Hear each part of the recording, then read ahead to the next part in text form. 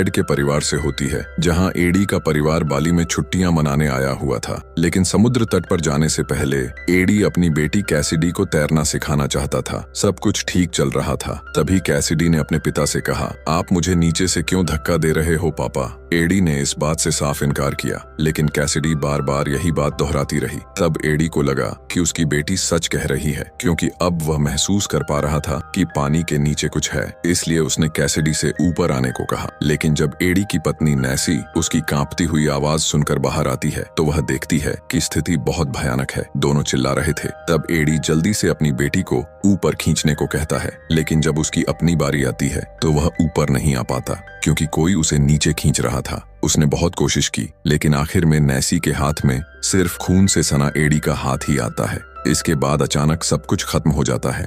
एक 9 साल की लड़की के लिए अपने पिता को ऐसे मरते देखना बहुत दुखद था। वह मानसिक रूप से टूट जाती है। उस दुर्घटना के बाद कई साल बीत जाते हैं। अब कैसिडी शादीशुदा है, लेकिन अभी भी जब वह सोती है तो वही दृश्य बार बार उसके सपनों में आता है, जिससे वह बहुत परेशान हो जाती है। वह हमेशा दहशत में रहती थी, लेकिन अब उसकी समस्याएं और बढ़ने वाली हैं, क्योंकि वह फिर से अपने पति के साथ बाली आई है। हाँ, वही शहर जहां यह भयानक दुर्घटना हुई थी। लेकिन इस बार अपनी किस्मत बदलने के लिए उसके साथ उसका पति ग्लीक है, जो ब्रिटिश म्यूजियम में आर्ट फैकल्टी में काम करता है। उसे एक प्रोजेक्ट के लिए यहाँ भेजा गया है, जहाँ उसे समुद्र के नीचे से उस खजाने की खोज करनी है, जिसे कई साल पहले बाली के राजकुमार ने डाकुओं से बचाने के लिए उस जहाज को समुद्र में फेंक दिया था। ग्लीक जानता है कि कैसिडी के पिता के साथ क्या हुआ था, इसलिए वह उससे कहता है कि अगर वह नहीं जाना चाहती तो होटल में ही रुक सकती है। लेकिन कैसिडी साहसी थी, वह इतनी जल्दी हार मानने वाली नहीं थी। लेकिन जब वह बाहर निकलकर शहर की हवा में सांस लेती है,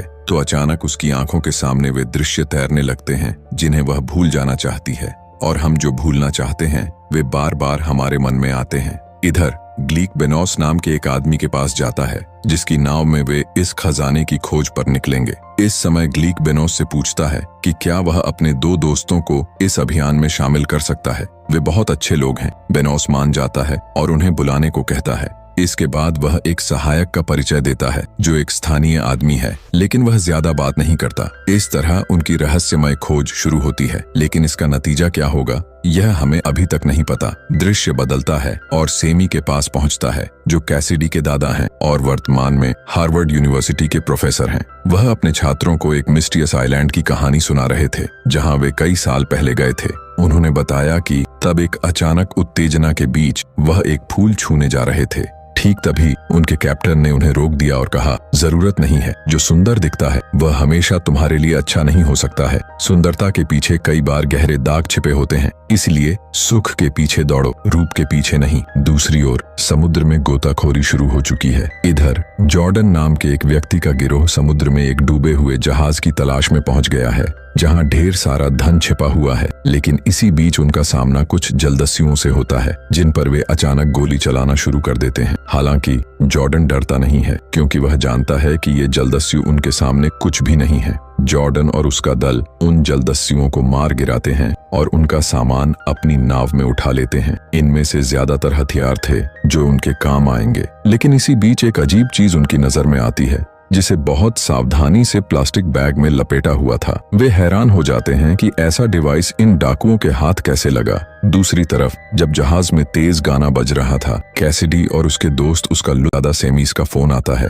कैसिडी के दादा कहते हैं कि वे कैसिडी के लिए चिंतित नहीं हैं, वे बस आखिरी बार उसे विदा करने आए हैं, क्योंकि इस बार उनका संपर्क पूरी तरह से टूट जाएगा। कैसिडी हैरान होकर कहती है, ऐसा कुछ नहीं होगा, हम इतने गहरे समुद्र की तरफ नहीं जा रहे हैं। लेकिन बात खत्म होते ही संपर्क कट जाता है। कैसिडी को यह काफी अजीब लगता है, क्योंकि ग्लीड ने पहले ही कहा था कि वे बहुत ज्यादा अंदर नहीं जाएंगे। तब कैसिडी बाहर आकर देखती है कि एक विशाल पिंजरा रखा गया था, जिसे वे खोलने की कोशिश कर रहे थे। यह देखकर कैसिडी बहुत डर जाती है और ग्लीक से पूछती है, तुमने तो कहा था कि तुम मछली नहीं पकड़ते, तो यह क्या है? तब बेनोस स्थिति संभालते हुए कहता है, यह दरअसल उन पर्यटकों के लिए है जो समुद्र के नीचे गोता लगाते हैं और पानी के नीचे की सुंदरता का करीब से आनंद लेना चाहते हैं। हालांकि आज हम इसका इस्तेमाल नहीं करेंगे। यह सुनकर कैसिडी शर्मिंदा महसूस करती है और अपनी गलतफहमी के लिए ग्लीक और बेनोस से माफी मांगती है। लेकिन तब भी उसके चेहरे पर वह डर साफ दिखाई दे रहा था। ठीक तभी उसे अपने दादा की एक बात याद आती है। उसके दादा ने कहा था जितना ज्यादा तुम किसी चीज से भागने की कोशिश करोगे वह उतना ही ज्यादा तुम्हें डराने आएगी। इसलिए बेहतर होगा कि एक बार हिम्मत करके उसका सामना करो और अपने डर को हराओ। यह बात याद करके कैसिडी ग्लीक से कहती है, मैं भी तुम्हारे साथ उस समुद्र में ड्राइव करने जाऊंगी। यह सुनकर पहले ग्लीक हैरान हो जाता है, क्योंकि इसी जगह पर कैसिडी के जीवन की सबसे भयानक घटना हुई थी। हालांकि इसके बाद ग्लीक कैसिडी की हिम्मत की तारीफ करता है और मान जाता है। इसके बाद चारों पानी के नीचे जाने के लिए तैयार होते हैं। उनमें सायरा और प्रिया भी थीं, लेकिन बेनोस ऊपर से सब कुछ मॉनिटर करने का फैसला लेता है। एक एक करके सभी तैयार होकर पानी के नीचे उतर जाते हैं। नीचे जाकर वे देखते हैं कि एक पुराना द्वितीय विश्व युद्ध का जहाज है, जिसके ऊपर एक ट्रक रखा हुआ था। उसके सामने जाकर सभी काफी तस्वीरें लेते हैं। वे वहां खूब मस्ती कर रहे थे, लेकिन अचानक वहां सफेद शार्क आ जाती है। शार्क आते ही उन पर हमला करती है। कैसिडी और ग्लीक जल्दी से उस जहाज के अंदर घुस जाते हैं, लेकिन प्रिया बाहर ही रह जाती है और इस मौके का फायदा उठाकर वह शार्क उसके पैर का आधा हिस्सा चबा डालती है। उसकी चीख सुनकर बाकी लोग तुरंत उसकी तरफ आते हैं और उसे खींचकर ऊपर उठाने की कोशिश करते हैं, लेकिन शार्क तब भी आसपास घूम रही थी। कैसिडी से बस कुछ मीटर दूर ही शार्क थी। हालांकि ग्लीक समय पर उसे खींचकर ऊपर ले आता है। प्रिया को जब ऊपर लाते हैं तो उसकी हालत देखकर सब चौंक जाते हैं। ये कैसे संभव है? सब बहुत डर जाते हैं। तब वह लोकल असिस्टेंट कहता है कि यह काम केवल एक प्राणी कर सकता है, जिसे पाने के लिए कई लोग यहाँ आए थे, लेकिन कोई भी उसे पकड़ नहीं पाया। प्रिया का खून बहुत तेजी से निकल रहा था, इसलिए सब जल्दी अस्पताल के लिए रवाना होने का फैसला लेते हैं। ठीक तभी बेंजन जल्दी से एक और नाव देखता है जो काफी शक्तिशाली लग रही थी। उसे लगता है कि शायद वे उसकी मदद कर सकते हैं, लेकिन वह नाव दरअसल जॉर्डन की थी। जॉर्डन तब वह ट्रैकिंग डिवाइस ऑन करता है और उसमें वही लोकेशन दिखा रहा था। संभवतः यही कुछ गुप्त धन है। यह सोचकर वह जल्दी से इधर आने लगता है। तब बेनोस उससे अनुरोध करता है, हमारे एक साथी पर शार्क ने हमला किया है, अगर तुम मदद करो तो उसकी जान बच सकती है। जॉर्डन तभी जल्दी से उनकी नाव पर आता है। जब वह प्रिया की हालत देखता है तो कहता है, इसे बचाना बहुत मुश्किल होगा, क्योंकि ऐसी एक घटना मेरे साथ भी हुई थी। यह जो मेरे गले में लॉकेट देख रहे हो, यही उसका प्रमाण है। अब चूंकि वह उनकी मदद नहीं कर पाएगा, इसलिए बेनोस उसे अपनी नाव से चले जाने को कहता है, क्योंकि वह समझ गया था कि जॉर्डन दरअसल क्या करने आया है। लेकिन आखिरी पल में जॉर्डन की नजर उस पिंजरे पर पड़ती है और तभी उसका व्यवहार पूरी तरह बदल जाता है। अब वह पिंजरा किसी भी कीमत पर चाहता है और इसलिए वह अपने लोगों को निर्देश देता है, इन सब लोगों को जबरदस्ती पानी में फेंक दिया जाए। ठीक तभी कैसिडी सामने आकर उसे रोकती है और पूछती है, तुम दरअसल क्या चाहते हो? लेकिन जॉर्डन महिलाओं को ज्यादा महत्व नहीं देता, इसलिए वह कैसिडी की तरफ बंदूक तानता है। फिर भी कैसिडी 1 इंच भी पीछे नहीं हट और कहती है, तुम जो सोच रहे हो वह किसी भी तरह से संभव नहीं है, लेकिन हाँ, तुम चाहो तो अपना सामान वापस पा सकते हो, जो इस नाव के नीचे ही है। यह सुनकर जॉर्डन खुशी से पागल हो जाता है और कहता है, तुम लोग यह सब बातें कैसे जानती हो? तब कैसिडी कहती है, मैंने अपनी पूरी जिंदगी समुद्र के अनुसंधान में बिताई है। तुम जो खोज रहे हो वह पिंजरे के अंदर नहीं ला पाओगे और उसके लिए एक विशाल धक्का की जरूरत थी। यह सोचकर जॉर्डन मान जाता है और कैसिडी को तुरंत नीचे उतार देता है, लेकिन आखिरी पल में वह बताता है, हमारे पास कोई रेडियो नहीं है, इसलिए हम तुम्हें 45 मिनट के बाद खींचकर ऊपर लाएंगे। यह कहकर वह कैसिडी को पिंजरे सहित पानी में उतार देता है। ऊपर तब ग्लीक बहुत चिंतित था, क्योंकि वह जानता है कि कैसिडी जो काम कर रही है उसका डर उसे सबसे ज्यादा है।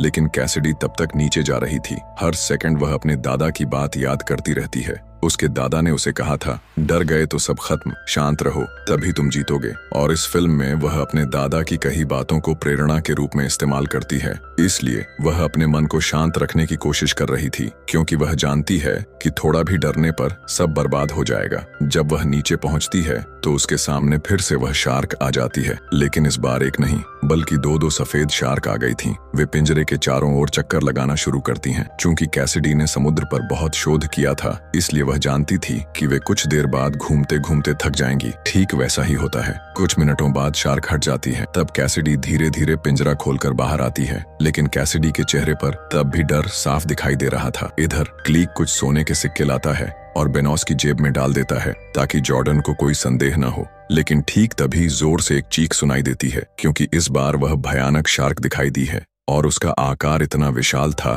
कि सब हक्के बक्के रह जाते हैं। तब ग्लीक कहता है, कैसिडी को अभी ऊपर खींच लिया जाए क्योंकि नीचे भयानक खतरा आने वाला है। लेकिन जॉर्डन यह नहीं मानता। वह कहता है जब तक उसका काम खत्म नहीं होता वह उसे ऊपर नहीं उठाएगा। यह बात सुनकर ग्लीक बहुत गुस्सा हो जाता है, लेकिन फिर भी वह कुछ नहीं कर पाता। इधर नीचे कैसिडी जल्दी से उन बैगों को रस्सी से बांधना शुरू करती है, लेकिन तभी वह शार्क फिर से आती है। हालांकि कैसिडी को पता नहीं चलता कि शार्क उसके इतने करीब कब आ गई। फिर भी वह डर पर काबू पाकर जितनी जल्दी हो सके बैगों को बांधकर फिर से पिंजरे के अंदर घुस जाती है। लेकिन तभी अचानक एक शार्क बहुत जोर से आकर पिंजरे से टकराती है। उसकी झंझनाहट ऊपर नाव तक पहुंच जाती है। ये आवाज सुनकर ग्लीक अनुरोध करता है, प्लीज अभी उसे ऊपर खींच लो, बहुत देर हो चुकी है। तब जॉर्डन मान जाता है और कैसिडी को खींचना शुरू करता है, लेकिन ठीक तभी शार्क रस्सी पर हमला करती है, जिससे बैग नीचे गिर जाते हैं। जब कैसिडी ऊपर आती है तो वह आतंकित होकर कहती है नीचे शार्क है, लेकिन जॉर्डन उसकी कोई बात नहीं सुनता। उसे तो किसी भी कीमत पर वे बैग चाहिए। वह कैसिडी को फिर से नीचे जाने को कहता है। इसके बाद जॉर्डन का एक आदमी पानी में उतरता है, लेकिन वह शार्क उसे पानी के नीचे खींच लेती है और कुछ सेकंड के भीतर ही समुद्र का पानी लाल हो जाता है। यह देखकर ग्लीक जॉर्डन से उसकी बंदूक छीनने की कोशिश करता है, लेकिन सफल नहीं होता। उल्टा जॉर्डन उसे मारकर पानी में फेंक देता है, यहाँ तक कि उस पर गोली भी चलाता है, लेकिन एक भी गोली उसे नहीं लगती। इधर कैसिडी देखती है कि ग्लीक पानी में गिर गया है, पानी खून से लाल हो गया है और उसे अपने पुराने दृश्य की बात याद आ जाती है जब उसके पिता की मौत का आखिरी पल था। ठीक तभी जॉर्डन का दूसरा आदमी अपने साथी को बचाने के लिए आगे बढ़ता है। उसे बचाने जाकर वह खुद शार्क का शिकार हो जाता है। अब वह लड़कियों को अपना शिकार बनाना चाहती है क्योंकि वह अब बहुत गुस्से में है। इधर उसने अपना सम्मान खो दिया है और दूसरी तरफ उसके सहयोगी सब मारे गए हैं। इतने आतंक में पड़ी कैसिडी जॉर्डन को एक नया प्रस्ताव देती है। वह उसे वे गोल्डन सिक्के दिखाती है जो उसे नीचे मिले थे। इन्हें देखकर जॉर्डन का मन फिर से बदल जाता है। वह समझ जाता है कि नीचे जरूर ऐसे और भी कई सिक्के हैं जिनके लिए ये लोग वहां गए थे, लेकिन अपने दोस्तों के घायल होने के कारण ऊपर चले आए हैं। जॉर्डन तब कहता है, तुम दोनों फिर से नीचे जाओ और सारे सिक्के ले आओ, उसके बाद मैं तुम्हें छोड़ दूंगा। इस समय हम समुद्र में एक और आदमी को तैरते हुए देखते हैं। वह और कोई नहीं ग्लीक था। वह अभी भी जिंदा है। वह सामने जलदस्युओं की नाव देखकर उसकी तरफ दौड़ना शुरू करता है। इधर कैसिडी के मन में संदेह होता है कि जॉर्डन कुछ छिपा रहा है। यह जानने के लिए वह उसके पास जाती है। इतनी देर में जॉर्डन पूरी तरह से परेशान हो चुका था, इसलिए वह पागलपन में यह बता देता है कि वह पहले यूनाइटेड स्टेट नेवी में था। लेकिन वह और कुछ कहने से पहले एक आदमी आकर बताता है कि कोस्ट गार्ड आ गए हैं। यह सुनकर जॉर्डन अपने बाकी लोगों को बाहर आने को कहता है और एक झटके में सारे गार्डों को मार डालता है, क्योंकि वह कोई जोखिम लेना ही नहीं चाहता था। इस गोलीबारी में एक विस्फोट होता है जिससे असिस्टेंट बुरी तरह घायल हो जाता है, इसलिए बेनोस उसकी मदद करना शुरू करता है। तब जॉर्डन आकर कहता है, इन सब का कोई मतलब नहीं है। जब सारा गुप्त धन मुझे मिल जाएगा तब मैं सभी को मार डालूंगा। यह सुनकर बेनोस गुस्से से पागल हो जाता है और जॉर्डन से लड़ाई करना शुरू करता है, लेकिन जॉर्डन उसके कंधे में एक गोली मारता है और उसे अचेत कर देता है। इधर ग्लीक जलदस्यु नाव में एक बंदूक पाता है और उसे अपने पास रखकर वापस आना शुरू करता है। इधर दो लड़कियां कैसिडी और सायरा बिना किसी आपत्ति के नीचे ड्राइव कर रही हैं, क्योंकि इस बार वे उस जगह न जाकर बहुत दूर चली जाती हैं। तब कैसिडी सायरा से कहती है, चलो हम बीच रास्ते में तैर कर जाते हैं ताकि किसी से मदद मिल जाए। लेकिन वे तैरने से पहले वहां शार्क आ जाती है। कैसिडी सायरा को सावधान करती है और कहती है, कोई हरकत मत करो। लेकिन जब मौत सामने खड़ी होती है तो कोई शांत नहीं रह पाता। सायरा भी नहीं रह पाती और एक झटके में वह शार्क उसे काट लेती है। लेकिन कैसिडी ने वह गलती नहीं की। वह एकदम मूर्ति की तरह खड़ी रहती है, जिससे शार्क उसके सामने से निकल जाती है। वह समझ जाती है कि अब शार्क कुछ नहीं करेगी, इसलिए वह जल्दी से नाव पर लौट आती है और जॉर्डन से कहती है, अगर तुम्हें सारा गुप्त धन चाहिए तो तुम खुद जाकर उन्हें ले आओ। लेकिन जॉर्डन यह बात बर्दाश्त नहीं कर पाता। वह बहुत गुस्सा हो जाता है और कैसिडी पर बल प्रयोग करता है। इधर ग्लीक भी बंदूक हाथ में लेकर ऊपर आता है और जॉर्डन के आखिरी आदमी को भी मार डालता है। और ठीक जब वह कैसिडी को मारने जा रहा था, उसी पल पीछे से ग्लीक आ जाता है। इस मौके का फायदा उठाकर कैसिडी जॉर्डन पर हमला करती है, जिससे उसकी बंदूक छिटक जाती है और कैसिडी के हाथ में आती है। कैसिडी अब जॉर्डन पर बहुत गुस्सा हो गई थी। बिना किसी सोच विचार के वह उसे गोली मारती है और उसे पानी में फेंक देती है। वहीं शार्क पल भर में आकर उसे निगल जाती है। इस समय उन्हें खबर मिलती है कि बेनोस अभी भी जिंदा है, इसलिए सब जल्दी से उसे लेकर नाव पर चढ़ते हैं और उस जगह से चले जाते हैं। जितनी सुख शांति से वे यहाँ आए थे, आखिर में सिर्फ चारों ओर लाशें फैल गईं और इस तरह यह फिल्म खत्म हो जाती है। तो दोस्तों, आज का मूवी एक्सप्लेनेशन कैसा लगा